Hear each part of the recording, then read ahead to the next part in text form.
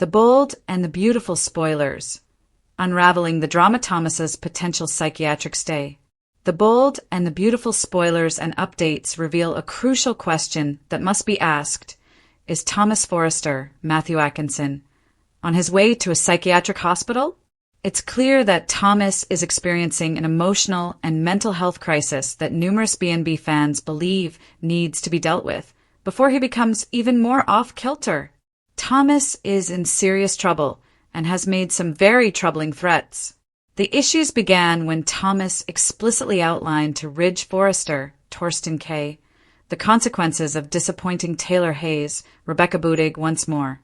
Thomas shared his feelings of being adrift in both his personal and professional life. After ending his engagement with Paris Buckingham Diamond White and lacking a clear direction in his career, Thomas has been facing significant challenges. This is why he emphasized the critical nature of Ridge and Taylor's reunion, which Ridge has now taken away. Thomas made it clear that he couldn't cope with the separation of Taylor and Ridge, suggesting that his warning might soon become a reality. Ridge is a waffler who can't stay with one woman for very long. It's understandable for Ridge to pursue what he truly desires. Although Ridge has a reputation for being indecisive and not treating women well, he has the right to make choices for himself. There's no reason for Ridge to remain with someone he doesn't love just to prevent Thomas from spiraling out of control. If Thomas is genuinely struggling mentally, he requires professional assistance. This has become even more apparent as Thomas becomes increasingly menacing and fixates on blaming Brooke. Recently, Thomas issued a threat to Brooke in the design office, and viewers can expect another significant outburst from him in the episode airing on September 15th. When Thomas finds out the deal is done, he may go berserk. Once Thomas learns about Ridge and Brooke's wedding, he will lose his temper. He will even accuse Brooke of being dishonest and will pressure Ridge to deny that the remarriage took place. Of course, Ridge will affirm that he did indeed marry Brooke and intends to spend his life with her. It's impossible to foresee Thomas's reaction once he processes this news, which puts Brooke at significant risk.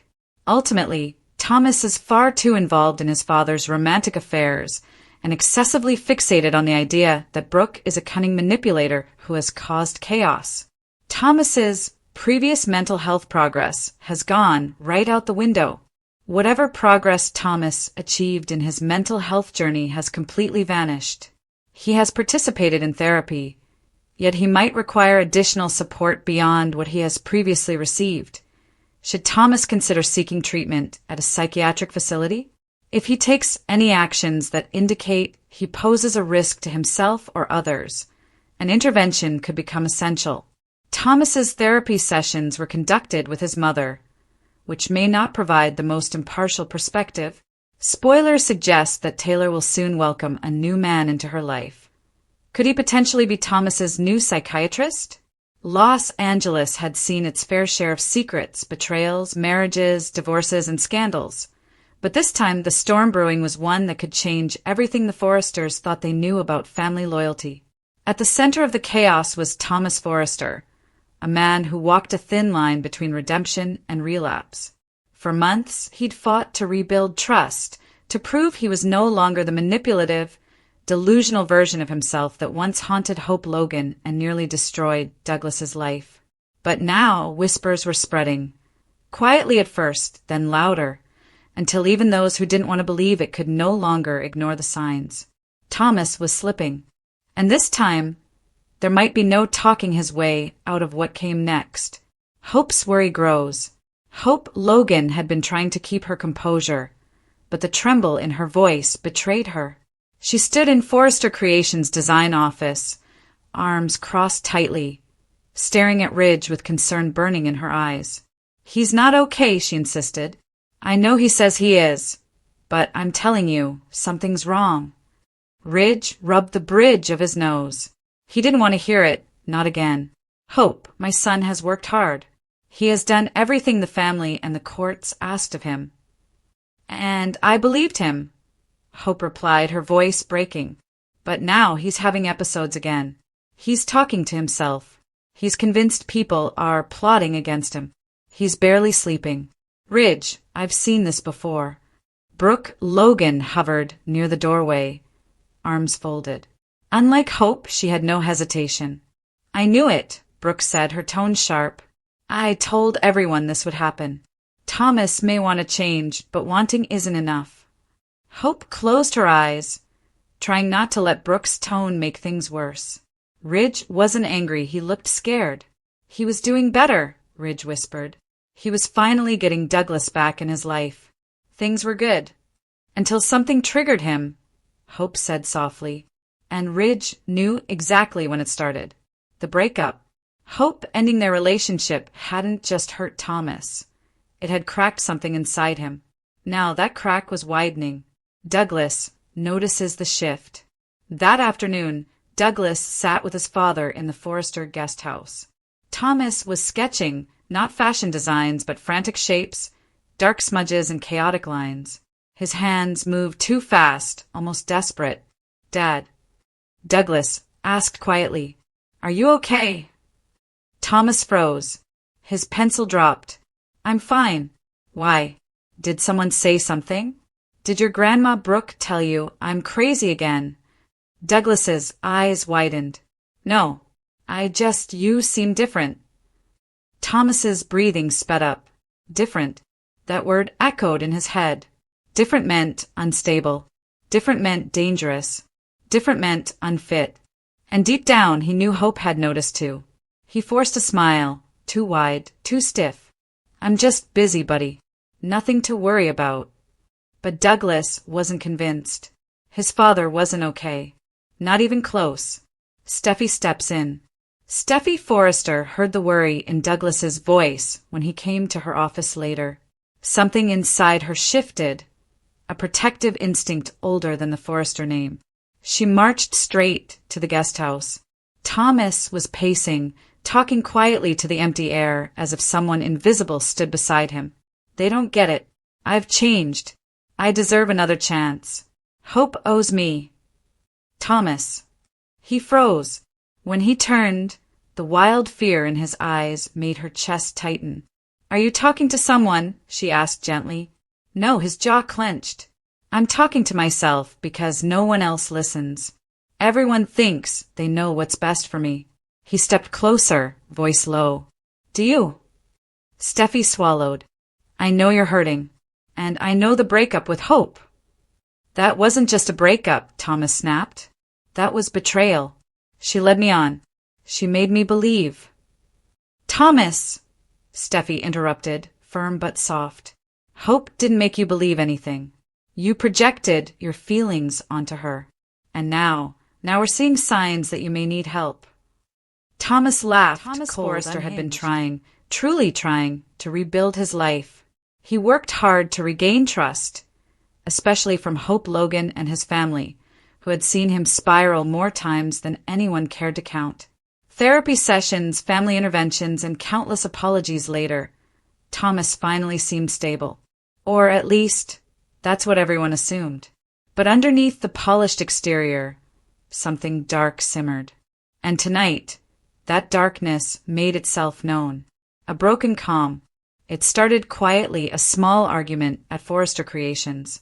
Hope had gently suggested taking a creative break from Thomas's designs for her line, claiming she wanted a fresh perspective.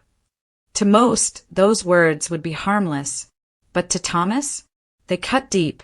So when he showed up to the office late after hours, storm clouds had already settled in his mind. Hope was still there, packing up sketches, unaware she wasn't alone. "Taking my work home now." Thomas's voice echoed from the shadows. Hope flinched. She knew that tone. She'd heard it during his worst years. "Thomas! Hey, you scared me," she said softly, giving a careful smile. "Why?" His expression was unreadable. "Afraid I might snap?" She swallowed. "No, I just wasn't expecting you." "You weren't expecting a lot of things today, like me being removed from the line." Hope sighed, stepping closer, not too close. "Thomas, it's temporary. I just need time." "No," he interrupted, jaw tight. "It's not about time. It's the same pattern. You build me up just to tear me down. Hope tried calming her voice. That's not true. But Thomas was beyond hearing reason. Troubling words. Thomas stepped forward, eyes sharp, his voice low and shaking. Not from fear, but emotion. Do you know what happens when people push me? When they corner me? When they treat me like I'm always one mistake away from destroying everything? Hope's heart raced. Thomas, you're scaring me. Good, he said softly. Because maybe fear is the only thing that gets respect around here. Hope froze. The room felt smaller. The air heavier. Thomas, you don't mean that. But his thoughts spiraled. Words spilling like fire from a cracked dam. You have no idea what people are capable of when they've been betrayed. When they've sacrificed everything only to be used, discarded like a tool. Thomas, Hope whispered, you're not a tool. You're talented, valuable, but right now you need to take a breath. His eyes flickered, rage, desperation, heartbreak all colliding. You can't control me anymore. Neither can Ridge. Neither can Steffi. I'm done being manipulated. Witnesses in the dark. Unbeknownst to Thomas, someone had entered the hallway outside. Steffi Forrester. She'd returned to grab her forgotten phone and stopped cold when she heard her brother's voice. Sharp, intense, dangerous. She listened. Her stomach dropped. Hope's voice trembled. Thomas, you're not thinking clearly. Let's talk. No. Thomas slammed a fist against the drafting table, rattling pens and sketches. Hope backed away. Steffi quietly pulled out her phone, recording. Thomas continued, pacing like a caged storm. You think I don't know what people say about me? You think I don't hear the whispers? Thomas is unstable. Thomas is obsessed. Thomas could snap. Hope tried again. We don't think that anymore. Yes, you do. His voice lowered into something chilling. And maybe I should give everyone the version of me they already believe exists.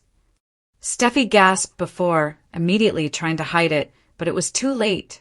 Thomas turned. His gaze locked onto her. For a moment, no one moved. The confrontation. Recording me, Steffi? Thomas asked calmly, too calmly. Steffi swallowed hard. Thomas, please. You're upset. You don't mean any of this. He stepped closer. Expression unreadable. Delete it. Thomas. Delete it. Hope quickly stepped between them. Thomas, stop. He stared at his sister with a look of betrayal that cut deeper than his words. You think I'm a danger. Steffi shook her head quickly. No, I think you're hurting. And I think you need help. Real help. A laugh, sharp and bitter, escaped him. I've done the therapy. I've made the apologies. But no one ever lets me move forward. No matter how much I change, you all drag me back to who I used to be. Hope gently touched his arm. That's not true. You have changed. But moments like this, they're a sign something's wrong. You shouldn't be alone right now. His eyes softened for a single second, vulnerability, cracking the anger. Maybe you're right. But then, his expression hardened again. And maybe I'm just tired of being handled. Steffi secretly texted Ridge. 3 words. Thomas is spiraling. Within minutes, Ridge, Brooke, Carter, and security burst into the room. Thomas spun around, eyes blazing. So this is it? Intervention number 10? Handcuffs? Hospital? Another evaluation? Another label? Ridge's voice broke. Son, please. Just talk to me. Thomas's eyes glistened. Not rage now, but devastation. I wanted to be better, he whispered. For you. For Douglas. For everyone. Brooke stepped forward gently. You still can. But right now you need help. At the mention of help, something cracked inside him. I'm not crazy. No one said that, Ridge said softly. You didn't have to. Thomas backed away, but security positioned themselves. Hope stepped forward, tears streaking her face. Thomas, listen to me. You're not alone. We just want you safe. His voice broke. You think I'm a threat? Hope hesitated. That pause answered everything. Thomas's heart shattered. The breaking point. Security moved closer. Thomas lifted his hands, not aggressively but defeated. Fine, he whispered. Do what you always do. Control me. No one's controlling you, Ridge insisted. Thomas shook his head. You want the truth, he said, voice trembling. Yes, I'm angry. Yes, I feel betrayed. Yes. Dark thoughts come back when I'm pushed like this. Everyone froze, even the guards. But those thoughts scare me too. Hope covered her mouth. Steffi burst into tears. Ridge closed the distance and finally wrapped his arms around his son. Thomas collapsed into the embrace, shaking. A new turning point. Within the hour, Thomas was escorted, calmly, to a psychiatric evaluation facility. Not in handcuffs. Not forcefully, but voluntarily, though barely. The Forrester office felt painfully silent afterward. Hope stood beside Steffi, both shaken and emotional. This wasn't your fault, Steffi whispered, though her voice wavered with doubt. Hope nodded slowly, but it felt like the old Thomas came back tonight. Steffi stared at the door Thomas had walked through. No, she whispered. The old Thomas never admitted he was scared of himself. Hope looked toward the hallway, where an entire family's legacy now trembled. Then maybe, she said softly, this time he'll truly heal. The cliffhanger. Hours later, at the facility, Thomas sat alone in a quiet room. He stared at his reflection in the window, his voice barely audible. I'm not the villain. I'm not. But then, just as tears finally fell, the last line slipped out like a haunting warning. But if they keep pushing me, someday they may regret it. His eyes, dark yet pleading, the sky over Los Angeles looked darker than usual. A haze of early evening clouds settling across the skyline like a warning. Inside Forrester Creations, the air felt just as heavy, thick with tension, whispers, and the kind of nervous energy usually reserved for legal disasters or scandal. Everyone could feel it. Something was wrong with Thomas Forrester. Something very, very wrong. It started small, a slammed door here, raised voice there, a tense stare that lasted seconds too long. But now, after Hope rejected him again, after Douglas chose to stay with Liam and Hope instead of returning home, Thomas felt something inside him fracture. Tonight, he wasn't just upset. He was spiraling, and everyone knew it. Chapter 1, Breaking Point. Hope Logan stood in the design office, staring at the door Thomas had stormed out of 5 minutes earlier. Her hands were shaking, her breathing uneven. He didn't mean it, she whispered to herself. But even she wasn't convinced, because Thomas hadn't just argued. He hadn't just shouted. He threatened. If I can't have peace, he'd told her, voice low, eyes hollow, then no one at Forrester will.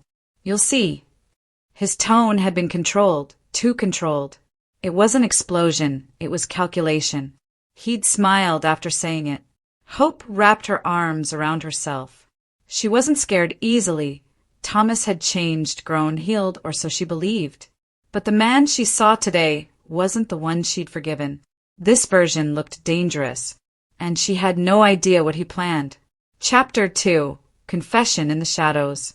Steffi Forrester found Thomas pacing behind the Forrester shipping dock, phone in one hand, cigarette in the other, even though he didn't normally smoke.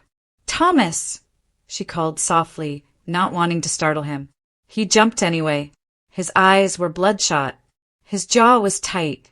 Hope talked to you, he muttered before she even spoke. I know that look. Steffi swallowed. Thomas, what happened in there? Thomas let out a laugh, sharp and humorless. What happened, he repeated. The same thing that always happens. I give. I change. I try. And everyone treats me like a walking warning label. You threatened Hope, Steffi said quietly. Thomas froze. Then he spoke. She threatened me first. Steffi blinked. She did not. She implied I could lose Douglas forever, Thomas snapped. My son. My family. After everything, after all the therapy, after proving myself, I'm still the villain. Steffi's heart sank. Part of her wanted to defend him, she always had. But this wasn't just anger. This was unraveling. Let me help you, she pleaded. Come home. Breathe. Calm down. But Thomas shook his head. No, he said. This time, people are going to listen. Chapter 3. The Warning. Later that night, Liam answered his phone on the third ring. He nearly dropped it when he saw the caller ID. Thomas. He hesitated before answering, Hope hovering behind him watching anxiously. What do you want? Liam said, voice guarded. Thomas didn't shout. He didn't sound frantic. He sounded calm. Too calm. I want you to remember something, Thomas said. Everything you have. Hope, Douglas, your happy little family, it can disappear. Hope's hand shot to her mouth. Liam went rigid. Is that a threat? Silence, then. People push me too far, Thomas replied. And every person has a breaking point. Thomas, listen to me, Liam said slowly, voice steady though his pulse was racing. You don't want to do something you'll regret. Thomas exhaled. Oh, Liam, he murmured, regret is all I have left. Then the line went dead. Hope started crying. Liam immediately dialed Steffi. Chapter 4 missing. By morning, everything changed. Thomas was gone. His apartment was empty. His clothes missing. His car left at the office. His phone powered off. Steffi paced her cliffside living room, her voice trembling as she spoke to Ridge. He left a note, she whispered. Ridge's stomach turned. What did it say? Steffi handed him the paper. Ridge unfolded it slowly. For chilling words. Don't try to stop me. Ridge felt his knees weaken. God, Thomas, what have you done? Chapter 5. Panic and Consequences. Rumors spread before noon. Someone overheard security officers whispering. Someone saw Ridge leave in tears. Someone saw Hope crying in the hallway. By afternoon, the press was circling. Forrester Creations felt less like a fashion house and more like a crime scene. Carter called an emergency meeting. Everyone attended. Hope, Liam, Ridge, Brooke, Steffi, Finn, Zend, Paris, even Eric in a wheelchair. Ridge cleared his throat. We need to take today seriously. Thomas threatened multiple people and now has disappeared. Hope wiped her eyes. This isn't just emotional distress. He sounded prepared. Brooke leaned forward. Are we talking police involvement?